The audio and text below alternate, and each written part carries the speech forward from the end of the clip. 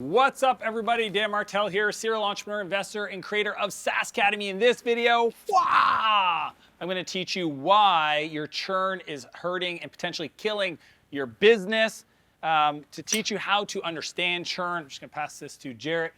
How to understand churn, how to fix it, and really understand the true cost. And be sure to stay to the end where we're going to share with you an exclusive resource called the Churn Buster Cheat Sheet to help you stop the bleeding and also scale up your marketing. Let's get into it.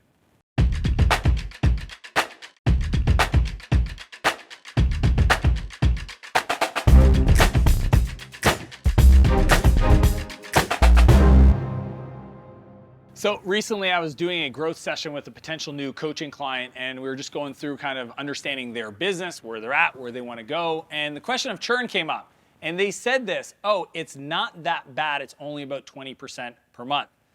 My brain kind of went like, whoa. And I just asked them, I said, do you realize that 20% per month, that means that if you didn't add any new customers, essentially in 5 months, you're going to churn through all of your existing customers? And they were like, what? I was like, yeah, essentially 20%, 5 months, 100%. It's a big issue. So they didn't even understand how big of an issue, because it makes it really hard to scale. And when I explained it to them, then we talked about how would you measure it, what are the strategies to fix it. And that to me is what I want to share with you today, because I think that churn is a really weird thing and people don't really understand it, how it impacts your financial reporting, but also like why it's truly killing your SaaS business and how to fix it. So let's get into it.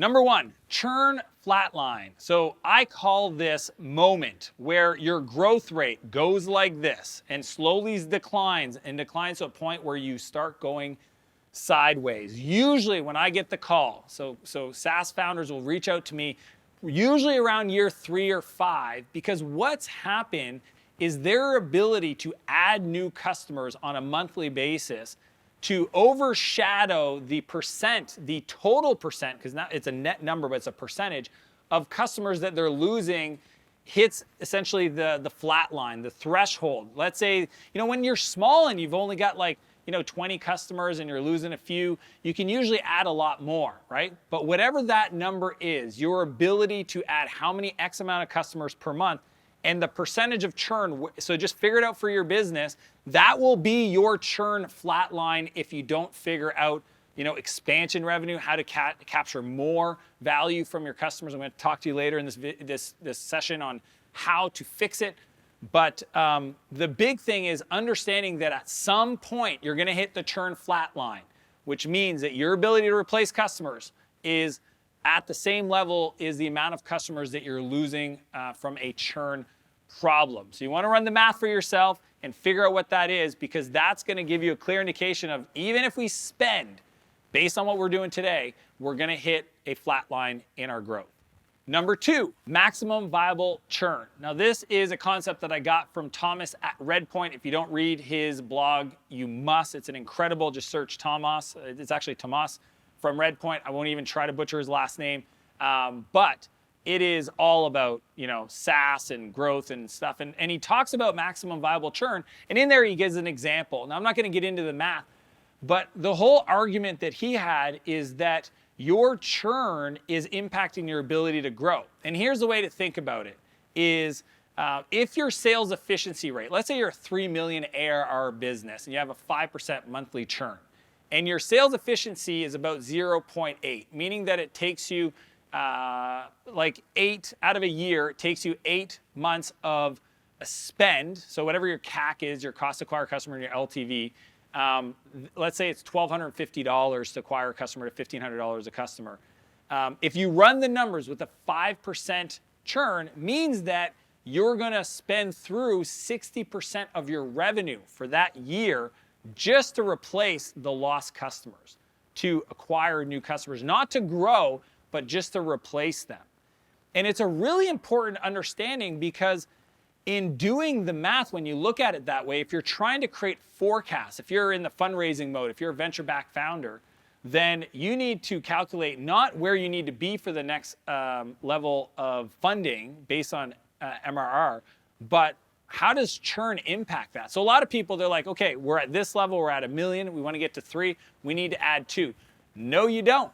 You don't need to just add 2 by going to say, okay, well, what's our LTV per customer? We need to go add X amount of customers. You have to also then calculate over that period of time, how is churn going to impact your revenue growth and make up for it. So when you think about the amount of money that you're going to need to raise based on your ability to acquire customers, the number could be dramatically different than what you think if you haven't run through this math and this understanding of that concept. So minimum viable churn is understanding what's your minimum churn like kind of allocation or allowability so that you are able to grow your top line revenue to hit your next round of funding. Because if you don't, what I've seen many times is unfortunately a down round. So understand not only your growth targets, but your churn and how that's going to impact what your needs are going to be from a capital point of view to hit those targets. Number 3, moment of churn. So one thing I want to share with you guys is, what does true churn mean? You know, recently I was working with a client and they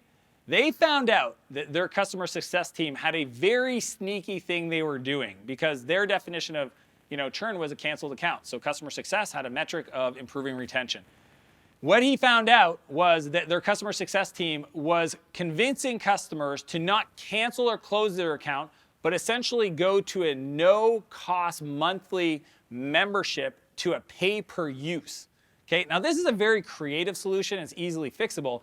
But if you don't know, well, you know, you manage what you measure. They measured it, and then they realized the customer success team was being sneaky about how they do it, because essentially the account never canceled, but there was no new revenue. So technically it was canceled, but they went on as a pay-as-you-go. So essentially, if you ever want to do this in the future, you can just pay every usage. You don't have to pay the monthly, which is obviously not the way I would calculate revenue and revenue churn. But here's the thing. There's 2 types of churn that's going to occur in your business.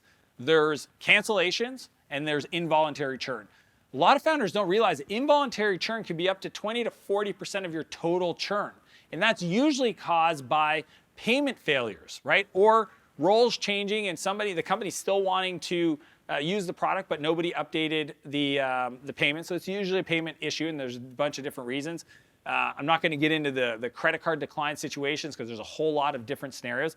If you want, check out ProfitWell. So Patrick Campbell, the founder of ProfitWell, has built an incredible tool that you can use for free, and they get paid on a success basis to fix your involuntary churn.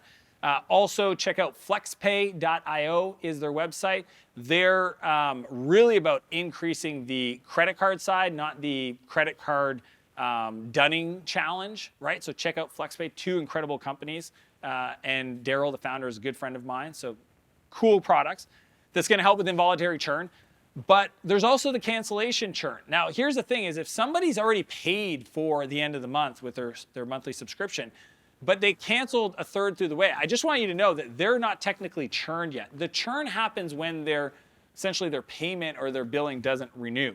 So even if they cancel a third way through the month, and this is something I teach called the cancellation request flow, is we want to make sure that we have a process for capturing that cancellation and engaging with them to save the account. There's probably 30 to 40% of canceled accounts that happen in that scenario that could be saved through downgrades, showing your solution, talking to them about their problems. Sometimes there's features that you have that'll help provide the benefit your customers that canceled lost because they didn't even know, they weren't even aware. So to me, it's just really understanding the moment of churn under those 2 filters, involuntary and cancellations, and knowing that there's actually things you can do to improve it, okay? So make sure that you understand and define that with your team. What does churn mean? Because a lot of founders have not had that conversation with the team. You're going to run into issues, like I mentioned earlier, where your customer success team is fixing retention, but involuntarily masking it more than anything. Number 4, fight the impact. Here's the deal. There's only a few ways, really 5 key things you can do to fight the impact of churn, okay? Now, I'm going to tell you how to get my Churn Buster cheat sheet, but these are the 5 things that you need to understand, right? To really, overcome, revenue churn is 1, you need to be growing your new active trials or signups or sales. Essentially, you need to be able to grow faster than your churn account just by being more efficient in funnels, marketing, and becoming cheaper on your CAC so you can grow it, find new channels, etc. So that's number 1. Number 2 is raise prices. Now here's what I know. So one question I love asking my founders, if somebody bought you tomorrow from your industry, okay? They bought your business tomorrow. What is the first thing that they would change in your business? And I got that question from Andy Grove. He wrote a great book called High Output Management. And the reason I asked that is because there's things that you know as a founder that you should change that you probably haven't because of whatever reasons, whatever values, whatever beliefs that you've had, that somebody that actually is more knowledgeable would make that in a heartbeat. And raising prices is definitely on that list. It's typically the first thing, if a private equity firm buys your SaaS business, it's the first thing they're going to change. So that's 2. 3 is improve your retention. Actually build a concerted effort to increase your retention. Number 4, see 4 just pops up there with the pinky. Number 4 is improve your upsells to be able to have, so a lot of founders don't have a strategic product strategy, essentially for packaging and add-ons, et cetera, to create expansion revenue. I've got another growth stacking show session just on how to increase your expansion revenue, so search that in my name. And then number 5 is improve your downsells. So if you have people that are gonna churn because they're at this level, figure out how you can increase, instead of canceling on you, get them to take maybe a lower plan. Maybe some people talk about putting a pause plan or adding some value and keeping them on the plan, but you just gotta reduce and improve the downsell as well. So those are the 5 ways to fight back on churn. So quick recap on how to think about churn and why it's killing your SaaS business. Number 1, figure out what your flat line is today in regards to the ability to replace being less than your total number of customers that are churning every month. Number 2, maximum viable churn. Figure out based on your CAC what you need to get from an MRR point of view if you're in that fundraising mode or you've set some aggressive growth channels and you've got so much capital to kind of grow into.